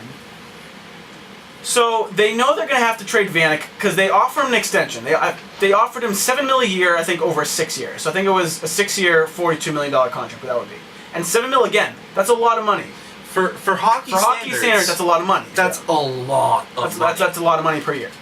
Vanek's a good player. Declines it. He wants nothing to do with it. That was the risk they took when they traded for a UFA. They know that he might not resign. He declines their offer. So now they're struggling. They have a guy they spent a lot of assets on. He's not going to re-sign with them. He's going unrestricted free agency. So the Olympics come. John Tavares tears his MCL. That's their whole team. Right there. That's as if it's a good example. That's a good comparison for basketball. Kobe and the Lakers. Right now. It's like if Kyrie tore his. He's better than Kyrie though. It's like if he's not on Kobe's level, but look at Kobe. It's like imagine if Paul George was the only guy in the Pacers, and they were as good as they were good, and he tore his MCL and he was out for the year. It's like that. He is their team. He's the only thing they have. He tears his MCL, so now you really have to make sure you trade Vanek because this is a lost cause season. You're not going anywhere though. I win. Hold on. No, I got your comparison. Oh, okay. What? Kevin Love, Minnesota.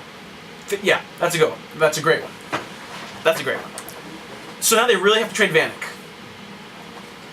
And then there's a deadline, which was a week, like a little bit more than a week. Friday. Yeah.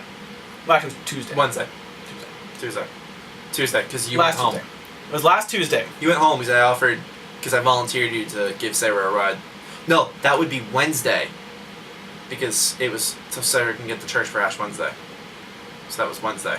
It was the deadline. Because you went home the deadline day. I think it was Tuesday. I went on Wednesday for a different reason. No, I know. No. I'm not saying you went home for the deadline. I'm saying the deadline day was the day you went home. It was definitely Tuesday. Well, you can check. I'm checking. Continue talking. So you have to make sure it's a priority to trade him.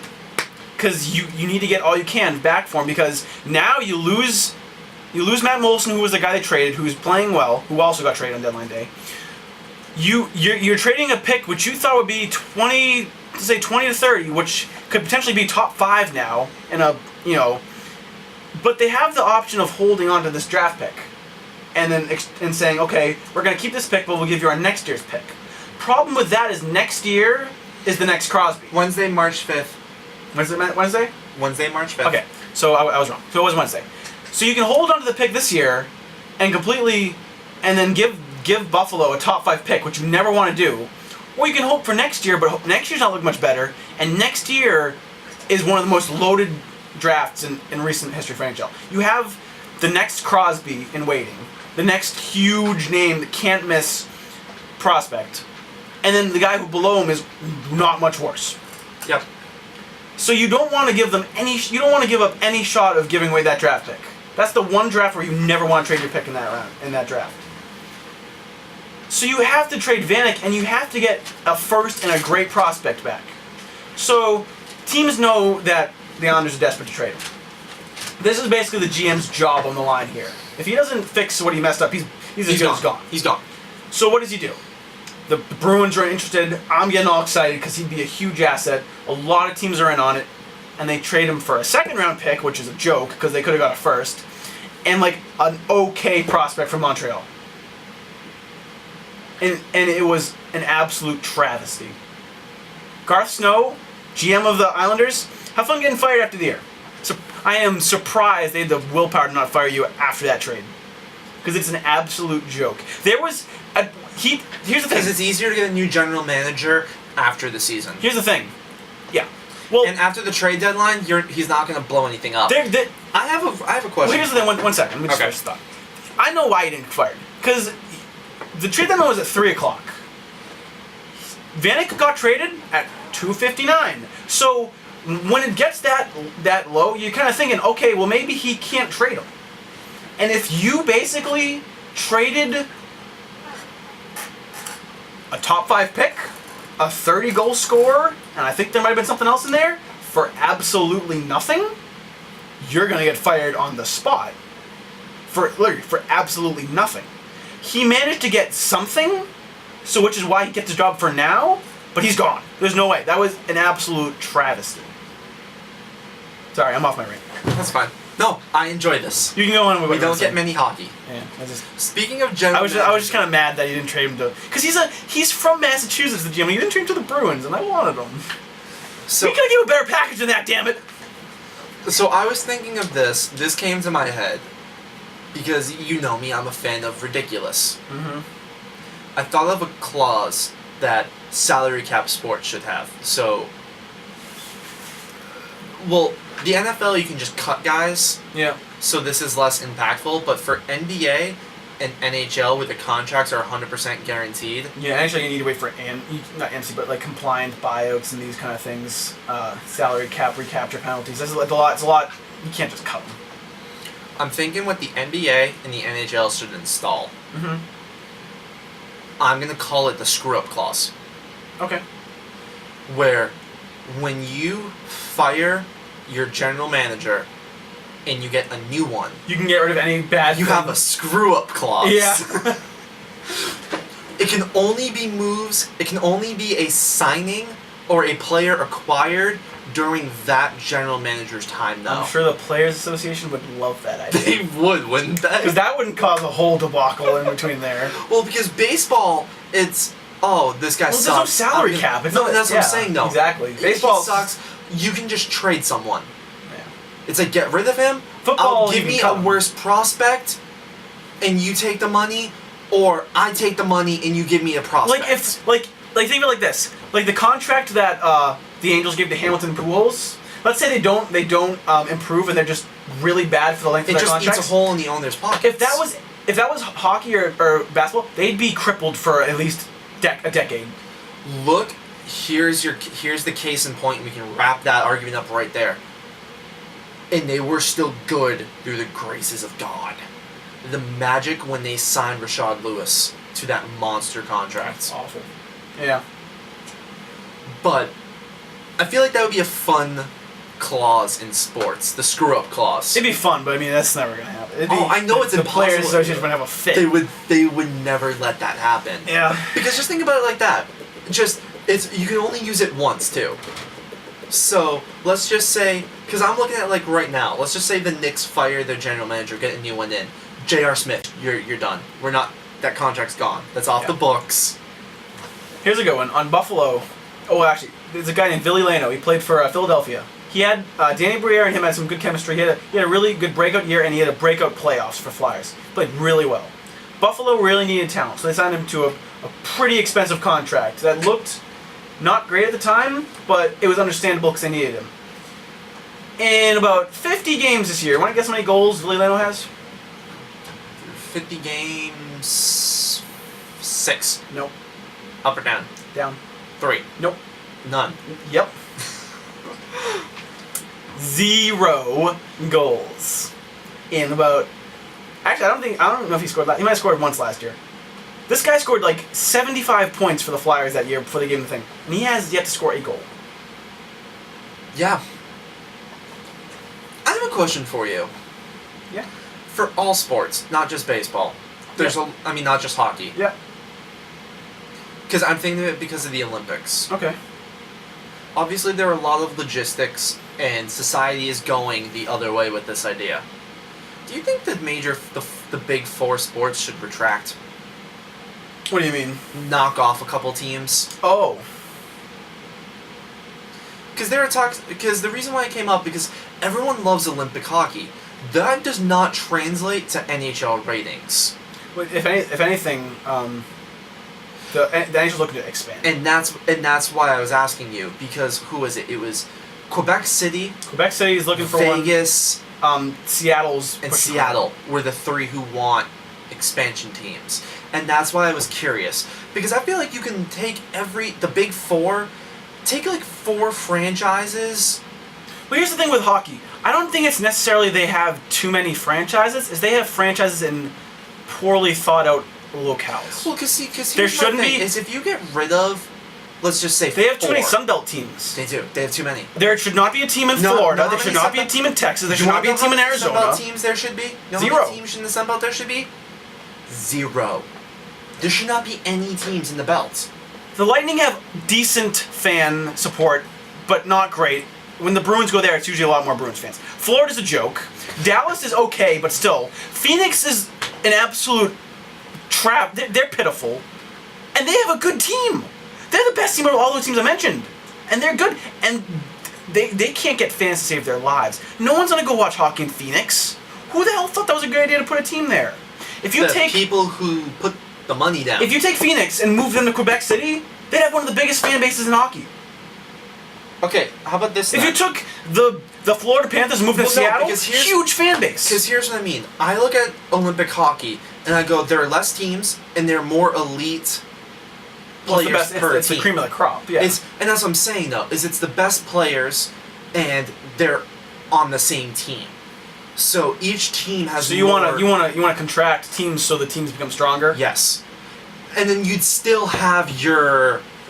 I mean, it's in theory it's a good idea and it makes sense, but it's not going to happen. Because I mean this for every sport too.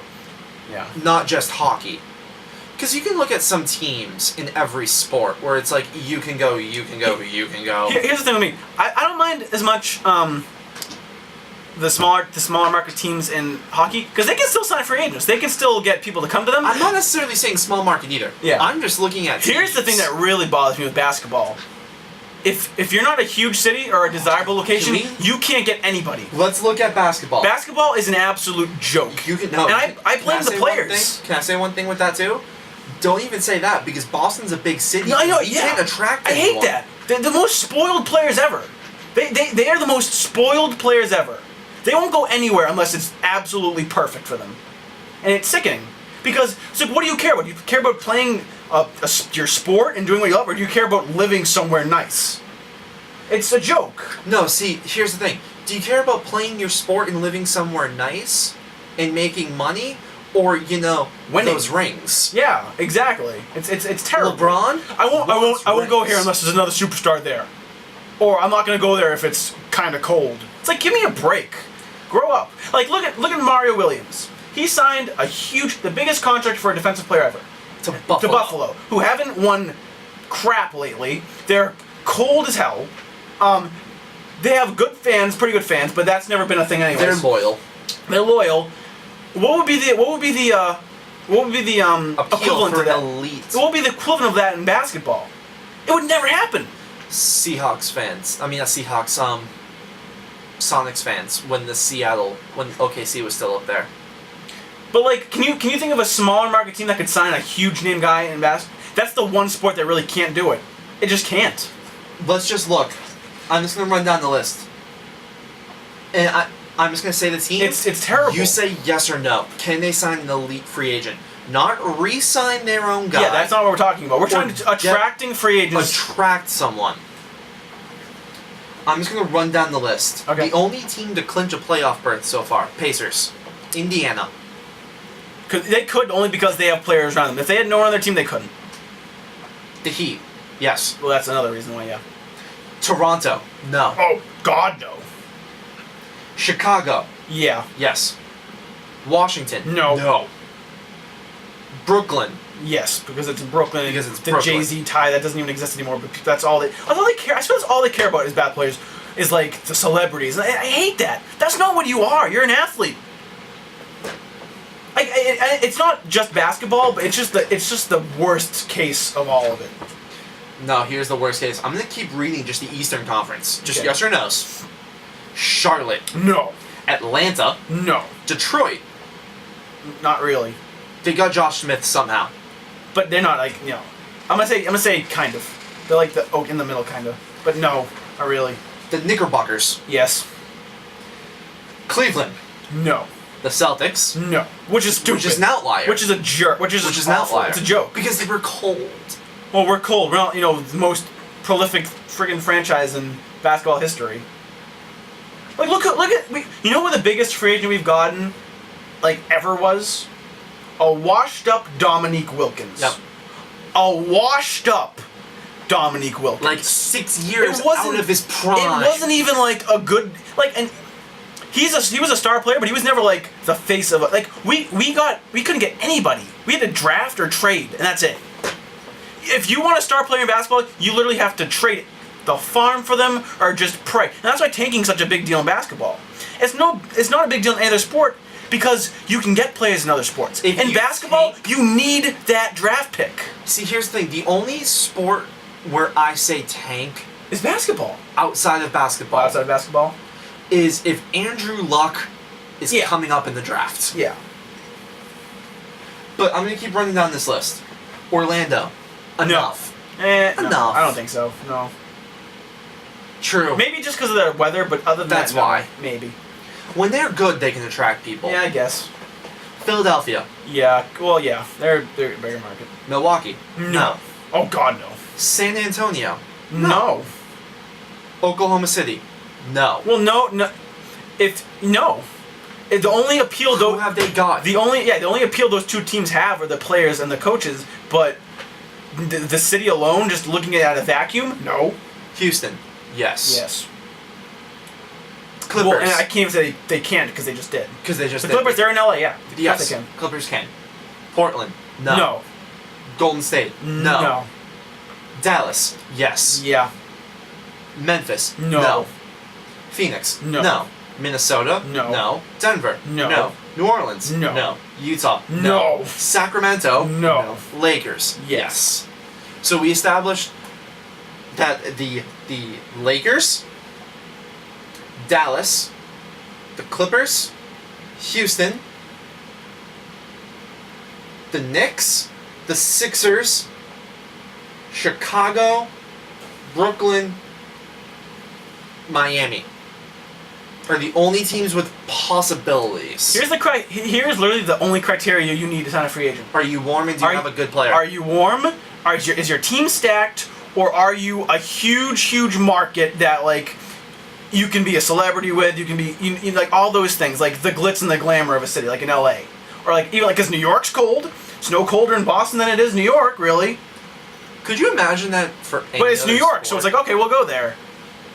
No other sports decided like that. No, it's literally When was just the basketball. last time you had Because think about it. Because you get someone a free agent, like, I don't want to go to Boston, it's cold. Well, why do you want to go to New York? Oh, because it's New York. What does it have to do anything to do with basketball?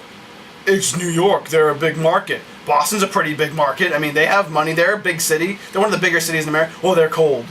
It's like, what is wrong with you? Do you care about the sport at all? And that's the thing, is they don't. Because you know why? And I can't take credit for this. I had to give credit to Colin Cowherd and his research team. Yeah. If you look at the connection between the players now who are the elite players who went through AAU versus the elite players of not that long ago, because they get spoiled. You see a connection. They get spoiled. You see a direct connection.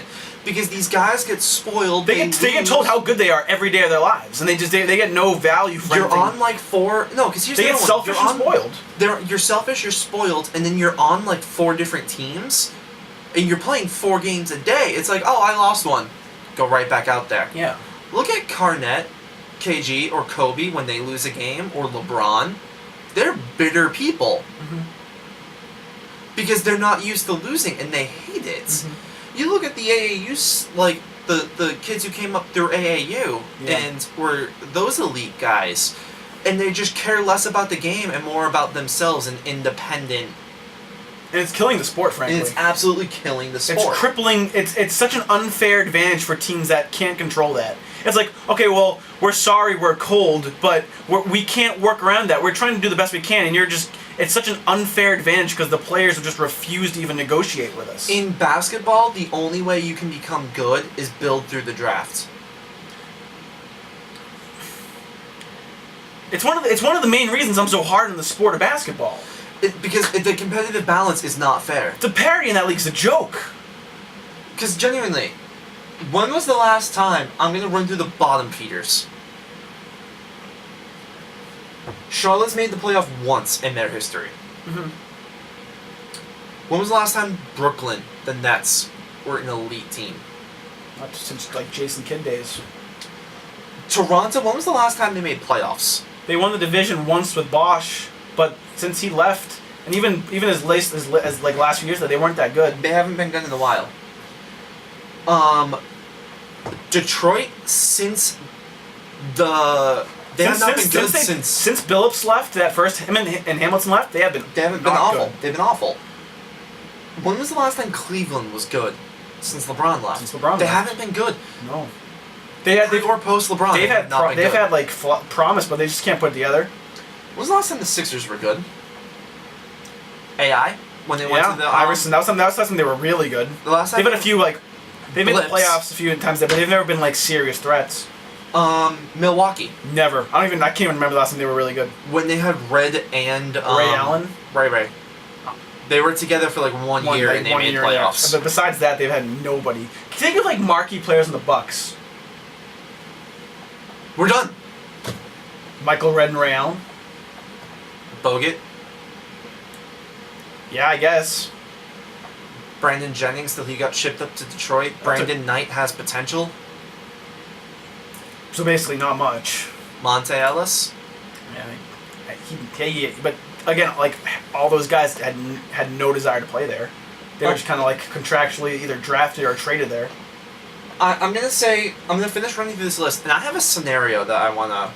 Again, I can't take credit for this. I heard it through the herd, but I wanna run through the rest of this list really quick.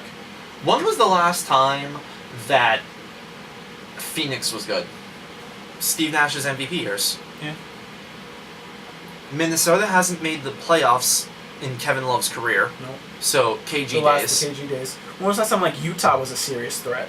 Like they were okay with the Darren Williams when they had Duran. But the last time they were really good, you have to go all the way back to the Malone Stockton days, and that was almost like 15, 16 years ago.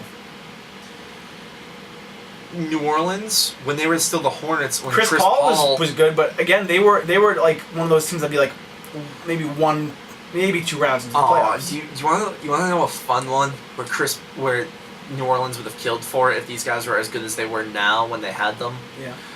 New Orleans once had a front court of David West and Tyson Chandler. Yeah. A lot of different teams with Tyson Chandler. No, and David West though. Those two together. What, Chris? When was the last time those people from Sacramento? Chris Webber, Mike Bibby, so back like early 2000s? Yeah. Before your Clippers got stacked. Before they drafted Griffin. Lamar Odom, but even then they weren't good. So when was the last time they were good? Like never. Never. The answer would be never, Chris. And they were in Los Angeles. They couldn't get anyone because you're LA, but you're a big market. But they always had the Lakers be like, well, we're also LA, we're way better. So like they could never get anybody because you couldn't use LA as a selling point because the other LA team had it better. I have a scenario for you. The way the calendar lines up for NBA, and because we're talking about how spoiled the players are, no one's done this yet. But I want to throw this out there for you. Can I say one thing real quick? Yep, go for it. Because in hockey, you can be a bad team, and you can have someone be loyal to you. Like I'll go into John Tavares. He signed like a 5-year extension with the Islanders when they were terrible. So he's obviously showing they're not a great team. They don't have his, but he's loyal to them. He's loyal to his teammates. He's loyal to his coach. He has faith in them to come back. Steven Stamkos, they're having a good year now, but they were always struggling. He signed a big extension with them. So these young stars are showing loyalty to the teams that aren't in big markets that aren't very good yet. Who was the last NBA star that re-signed with a bad team that drafted him? Garnett. Is he the last one? Garnett, Pierce. Because the Celtics are on the bad swing. Hold on. Let me say recently, like in the recent years, because I feel like it's gotten a little bit worse for basketball. Let's say like 08 up.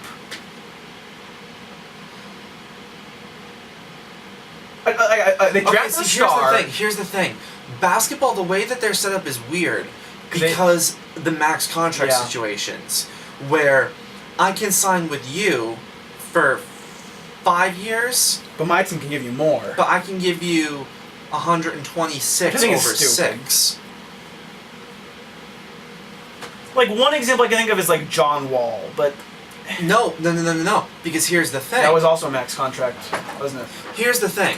It was a max contract, and there were rumors or rumbles that no player in NBA with the setup the way it is has come off of their rookie deal to have the team offer a max contract for them to turn it down to become a restricted free agent. So let's go back to it basically doesn't happen in NBA then.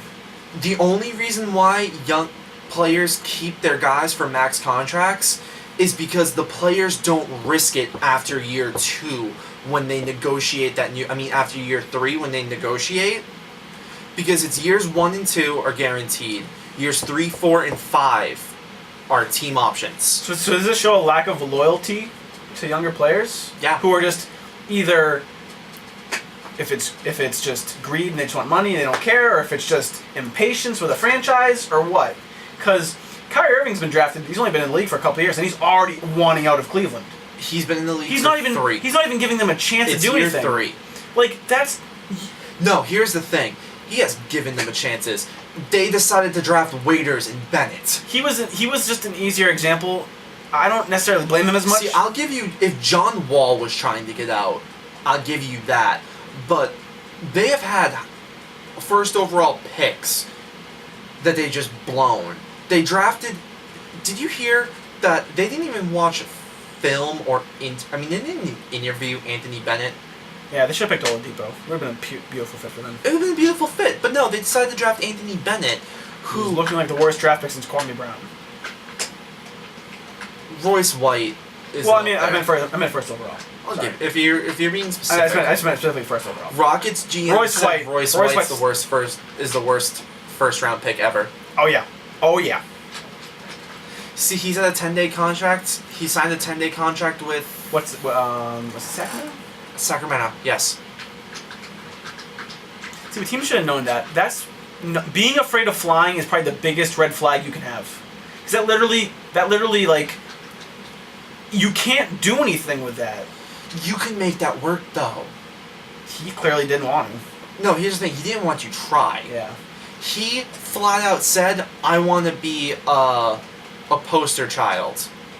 And didn't want to make anything work for Houston or for Philly or for Oklahoma City. He wanted to be a poster child to try to set an example. Exactly. He had an agenda that had nothing to do with helping his team or helping his career. He just wanted to be that guy to be like, you see how corrupt they are? You see how they don't care about what we have to say? You see how people with anxiety disorders like us are being treated? And that's what he wanted. Without him putting any effort to work with them to actually have them help his anxiety disorder? Because he made no attempts to. No. He made none. But back to the question I wanted to ask you. We have about 5 minutes left in the show. Yeah. You're Jabari Parker. Okay.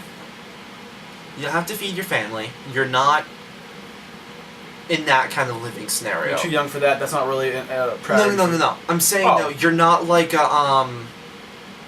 Mbedi, who he needs to get paid now because his family situation isn't as good. He needs that money. Fair enough. Where you're Jabari or Andrew Wiggins, who you have the ability to stay in college another year. Mm-hmm. This has not happened before, so this is something it's too far out. Like, it's a very out there theory. If you're one of those two, you are an elite talent. Like, you can come in the league right now and be a superstar. Yeah. Do you declare for the draft and then not sign an agent? Because the way the NCAA is set up is once you sign an agent, you lose your eligibility and you have to enter the draft. Mm-hmm. The way it's set up now, when you have to sign an agent and declare for the draft, is after the draft lottery. So you're already knowing where you might be ending up going. Do you wait for the draft lottery? So let's just say, so you're saying if Parker was going to go first and someone like Milwaukee was going to pick. Yeah, Milwaukee's actually the case that I use. Yeah, exactly. Cause it's Do you say like I'm not going to commit myself to that because that's not looking like a place I'm going to want to? They own your rights for 5 years. Yeah. So you're committing to this team for 5 years. A team that can't get any free agents. A team that can't get any fan support. Do you go to that scenario? A team that desperately needs you to help their team. If you have the financial stability to do it, do you go in the draft and just say, whatever, sign on the dotted line with the agent? Or do you stay and get another year of Coach K or Bill Self? Here's the thing. I think that, I'm not sure Parker is the kind of guy that would do that, but here's the thing. I think a lot of players, especially in the NBA, would do that, and they would see a Milwaukee picking them and be like, no, I'm not going to do that, and basically not refuse to play for them, but they'll get around playing for them. And if that's the case, if you're Milwaukee, that is your one chance to make your franchise relevant. Yep. That is your one chance. And you can't do anything about it. If that's the thing, I would literally, I know they can't just like refuse to play, but I'd be like, I can't sign a free agent because of the way you run your league. I can't draft a player because of the way you run your league. I can't get any fan support because of the way you run your league. What do you want me to do? I'm just saying though, if I'm not saying if I can't draft good players, I can't trade for any good players. I'm saying if, let's just say the lottery was today, the first 5 picks in the draft would be. It'd be Wiggins, Parker, Embiid, Randall, and Exum probably. Yeah. With Smart and other players falling out that. I meant the teams picking. Oh, it'd be like Milwaukee, Philly. The bottom theaters, Sacramento, Milwaukee, Philly, Orlando, Boston. Yeah.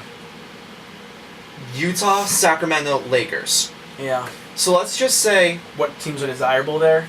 Let's just say Utah and Sacramento win the lottery. Yeah, no one wants to play for either of those teams. So Utah, Sacramento, Orlando. It's Utah. Let's just say Sacramento wins. Utah's 2. Milwaukee maybe 3? Milwaukee would be 3. Philadelphia 4. Orlando 5.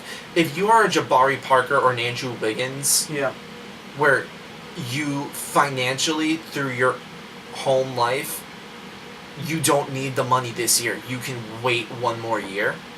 Yeah. Do you not sign an agent and go back to school? Here's the thing though, if those kind of teams can't get that player, they're just gonna be right back there next year. True. I mean, I guess you can hope and pray that someone like some good team has a catastrophic injury and they are a really bad year. Well, see, I'm more thinking like you can pray that like a Derrick Rose Chicago Bulls draft year happens, or like a fringe team like the Pelicans or the